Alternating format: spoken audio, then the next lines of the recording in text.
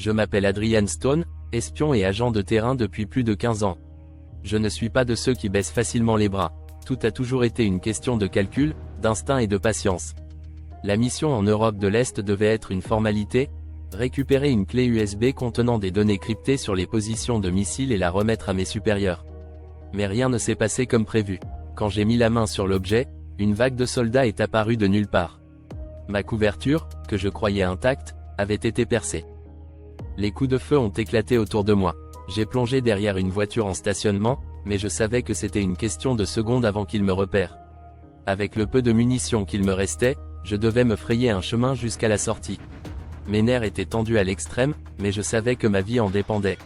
Chaque pas, chaque respiration me ramenait un peu plus près de la sortie, du salut, pensais-je.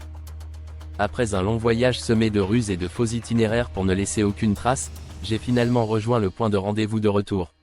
Je m'attendais à être accueilli par mon supérieur, le visage impassible mais satisfait de l'accomplissement de la mission. Mais au lieu de ça, on m'a dirigé vers une salle sombre où un autre agent m'attendait. Il m'a informé que j'étais accusé de trahison et que toutes mes communications étaient désormais coupées. Mon monde s'effondrait. Comment avais-je pu en arriver là? Mon propre gouvernement, pour lequel j'avais risqué ma vie, me déclarait coupable. Déterminé à prouver mon innocence, j'ai décidé de rencontrer un de mes rares contacts en qui j'avais encore confiance. En m'y rendant, j'ai ressenti cette sensation étrange, celle qui ne me trompe jamais, un piège. Je me suis dissimulé dans une ruelle, observant l'entrée du café où nous devions nous retrouver, et là, je les ai vus. Des agents, plusieurs en civil, attendant que je me montre. J'ai dû prendre une décision rapide et je me suis écarté, réalisant que ce contact aussi avait été manipulé. Seul dans une ville que je connaissais à peine, sans argent, sans ressources, je devais maintenant survivre. Chaque rue, chaque visage dans la foule devenait suspect. Mon visage était affiché partout, et les patrouilles me cherchaient activement.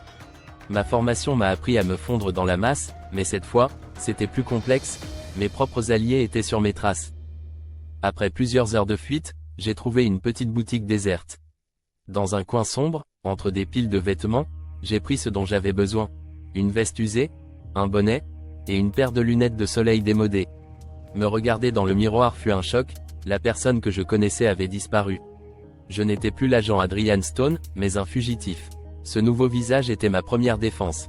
Il fallait maintenant que je trouve un endroit sûr, mais je savais que chaque pas, chaque regard me rapprochait de ceux qui voulaient ma peau. Tard dans la soirée, alors que je cherchais un refuge pour passer la nuit, une silhouette furtive attira mon attention. Un léger reflet métallique dans une ruelle en face de moi. L'expérience me murmura que j'étais attendu. Un coup d'œil rapide autour de moi, et j'ai compris. Ils avaient disposé leurs agents pour me capturer dans un espace clos. J'ai fait mine de marcher nonchalamment avant de tourner brusquement dans une allée sombre, en espérant les semer. Dans cette ruelle, un tuyau de fer rouillé m'attendait, parfait pour désarmer quiconque oserait me poursuivre. Le lendemain, en fouillant mes poches pour trouver le numéro d'un ancien camarade, mon cœur se serra. Des années de camaraderie, de missions passées ensemble, et pourtant, aucune réponse, aucune aide. Les numéros que je composais se terminaient par des silences glaciales ou des refus secs. Le mot « traître » avait été imprimé sur moi, détruisant toute confiance que mes alliés auraient pu avoir. Ce constat me fit mal, plus que n'importe quelle blessure. J'étais véritablement seul. J'avais besoin d'informations. En parcourant des ruelles peu fréquentées, j'ai repéré un petit bâtiment délabré équipé d'un dispositif de sécurité. Un entrepôt abandonné, disais-je, jusqu'à ce que je découvre les caméras discrètement dissimulées. Le réseau de surveillance n'était pas pour surveiller les civils mais pour traquer quelqu'un de précis, moi. Mes propres alliés avaient mobilisé toute une infrastructure pour pister mes moindres mouvements. J'ai senti une rage froide m'envahir. Il fallait que je les devance. Les bases de mon métier reposent sur la capacité à disparaître. J'ai rencontré un faussaire dans un bar lugubre.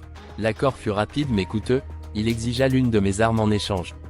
Mes gadgets étaient précieux, mais je savais que ma survie ne dépendait plus de mes outils mais de ma capacité à me fondre dans le décor. Mon visage disparut sous une nouvelle identité, je savais qu'un nouveau départ m'attendait, même si la menace planait encore sur moi. Avec ces nouveaux papiers, je me suis déplacé vers une autre ville. Il me fallait du temps, un plan, et surtout, brouiller mes traces. Le danger était partout, mais en gardant le cap, je savais que je pourrais trouver le moyen de dévoiler la vérité. Ma priorité? Comprendre pourquoi j'avais été sacrifié et par qui. Ce n'était pas une simple erreur, mais un complot. La distance m'offrait un répit, et j'allais l'utiliser à mon avantage. Alors que j'avançais vers mon nouvel objectif, un groupe de mercenaires se dressa sur mon chemin. Ils n'étaient pas des agents, mais bien engagés par mes propres alliés pour me capturer. Le combat fut rapide, brutal, et sans pitié. J'étais blessé, une entaille profonde sur le flanc, mais je parvins à m'échapper. Ce coup bas confirma mes soupçons, l'agence ne comptait pas me laisser vivant. Épuisé, je me suis réfugié dans un immeuble abandonné. Le froid m'envahissait, et la douleur de ma blessure rendait chaque mouvement insupportable. Dans une vieille trousse de secours, j'ai trouvé de quoi nettoyer et bander ma plaie. Ce traitement de fortune me permettrait de tenir un peu plus longtemps. Je savais que je ne pourrais pas rester ici éternellement, mais ce bref répit m'était vital. Dans ce silence oppressant, mon téléphone vibra soudain. Un message crypté m'indiquait un groupe dissidents au sein de l'agence. Le message disait que les personnes responsables de ma trahison appartenaient à ce réseau secret. J'avais maintenant un objectif plus précis, une direction qui me permettrait de démêler cette conspiration. Le mystère s'éclaircissait, et je devais le suivre jusqu'au bout. Avec ma blessure encore fraîche, j'ai pris un train de nuit, espérant échapper à la vigilance de mes poursuivants. Cependant, mes ennemis ne m'avaient pas laissé de répit. En montant dans le wagon, j'ai aperçu plusieurs agents dissimulés dans la foule. Je devais semer mes traqueurs, mais chaque compartiment où je me cachais était bientôt découvert. La nuit fut longue et harassante, mais au petit matin, je les avais finalement distancés, sautant du train en mouvement. Pour comprendre la profondeur de ce complot, j'ai décidé d'infiltrer les réseaux internes de mon agence. M'introduire dans un cybercafé m'a permis de dénicher un ordinateur de fortune, et, en quelques heures de piratage, je tombais sur des fichiers confidentiels. J'ai découvert des dossiers d'opérations maquillées, des preuves de magouille, et une liste de noms associés à des transactions suspectes. Le puzzle commençait à se former. Alors que je parcourais les fichiers, un ancien informateur de mes missions passées me contacta. Sa présence m'était précieuse mais imprévue. Il m'a informé que certaines personnes étaient prêtes à m'aider, à condition que je prouve ma loyauté. L'idée de recevoir de l'aide raviva un sentiment que j'avais presque oublié, l'espoir. Ce nouvel allié me proposa un échange délicat, une carte d'accès en contrepartie d'informations capitales. Il me fallait cette carte, mais le risque d'être capturé en tentant de la récupérer était élevé. J'ai pris le pari et me suis infiltré dans un bureau gouvernemental en évitant les systèmes de sécurité à la perfection. Chaque geste devait être minutieux, et la tension m'empêchait presque de respirer, mais j'ai récupéré la carte sans être repéré. Une fois la carte en main, j'ai suivi les instructions de mon allié. Après l'avoir remise, il me confia des indices menant à une cache contenant des documents prouvant mon innocence.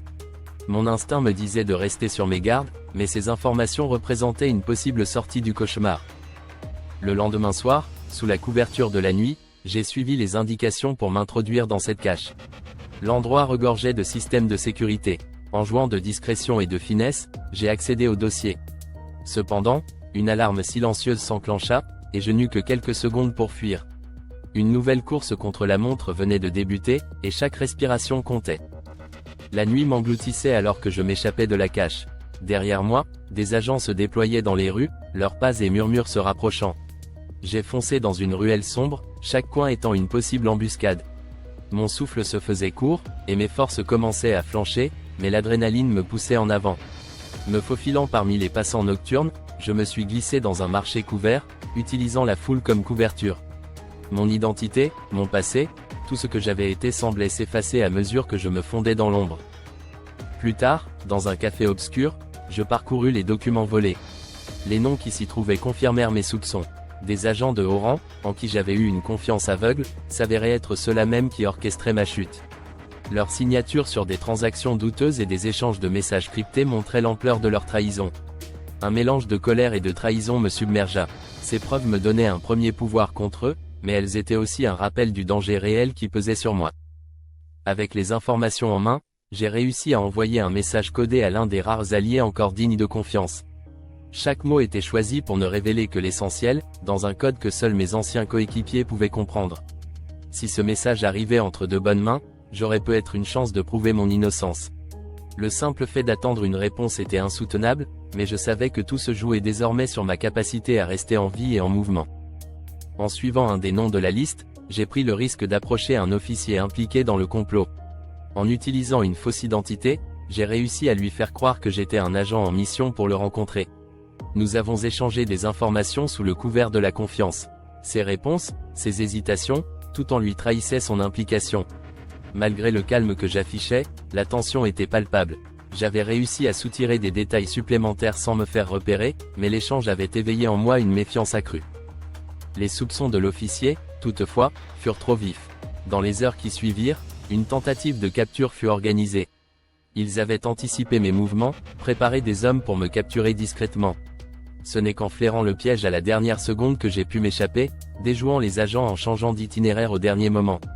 Désormais, je savais qu'il me fallait changer de stratégie, car la moindre erreur me serait fatale. Conscient que le silence jouait en leur faveur, j'ai décidé de risquer une autre approche, un journaliste d'investigation réputé pour ses reportages sur les conspirations gouvernementales. Je me suis faufilé dans une salle de rédaction, l'attendant à une heure tardive. Quand il est apparu, méfiant, j'ai placé les documents devant lui. Il semblait hésiter, mais la curiosité et l'éthique journalistique prirent le dessus.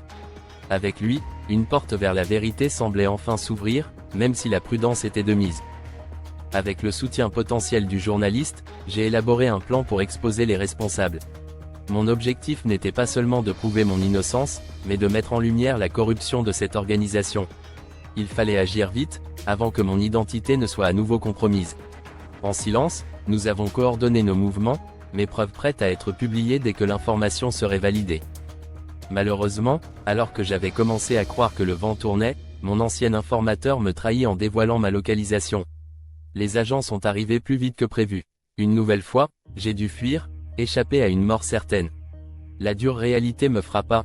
Aucune alliance n'était vraiment sûre, et ma survie reposait désormais uniquement sur mes propres forces. Piégé dans un immeuble, encerclé, j'ai dû improviser. Mon instinct et mon expérience m'ont sauvé, me poussant à emprunter des couloirs déserts et des conduits d'aération pour échapper aux agents qui quadrillaient le bâtiment. C'était une lutte contre le temps et le hasard, chaque porte pouvant mener à une issue ou un piège. À bout de force, j'ai réussi à trouver un passage vers l'extérieur, me glissant dans l'ombre avant qu'il ne me retrouve. Reclus dans une autre cachette, je décidai de passer à l'offensive. À l'aide d'un vieil ordinateur trouvé dans un bâtiment désaffecté, je piratais les réseaux gouvernementaux pour diffuser une première vague de preuves en ligne. La première attaque médiatique secoua l'agence, attirant l'attention de la presse. Chaque nouvelle preuve que je dévoilais renforçait mon dossier public, mais cela rendait mes ennemis plus déterminés à m'éliminer. Mon plan était prêt. Ayant identifié un responsable majeur de la conspiration, j'ai tendu un piège. Je me suis arrangé pour le rencontrer sous un prétexte crédible, préparé à tout. Au moment crucial, quand il se rendit compte qu'il avait été piégé, une lutte s'engagea. Dans le silence oppressant de la pièce, chaque mouvement, chaque geste devint une question de vie ou de mort. La confrontation fut brutale, mais j'en ressortis avec les preuves finales. Ce face-à-face avec le véritable coupable, que je considérais autrefois comme un mentor, fut un moment de tension extrême. Il se défendit verbalement, tentant de justifier sa trahison, mais rien ne pouvait changer l'inévitable. Armé de preuves, j'ai quitté le lieu en laissant derrière moi celui qui avait orchestré ma chute. Ce moment scella la fin de l'homme que j'avais été, et le début d'une nouvelle lutte pour la justice. À l'extérieur, mes anciens alliés avaient dépêché leurs meilleurs hommes pour me retrouver. Une nouvelle course-poursuite démarra, à travers des ruelles sombres, jusqu'au abord de la ville. Usant de mon instinct de survie et de ma connaissance des rues, je les semais un à un, sentant l'adrénaline m'aider à échapper à ce qui aurait pu être ma fin. En collaborant avec le journaliste, j'ai lancé un ultimatum. Les preuves de leur corruption étaient prêtes à être publiées dans leur intégralité si l'agence ne retirait pas ses accusations.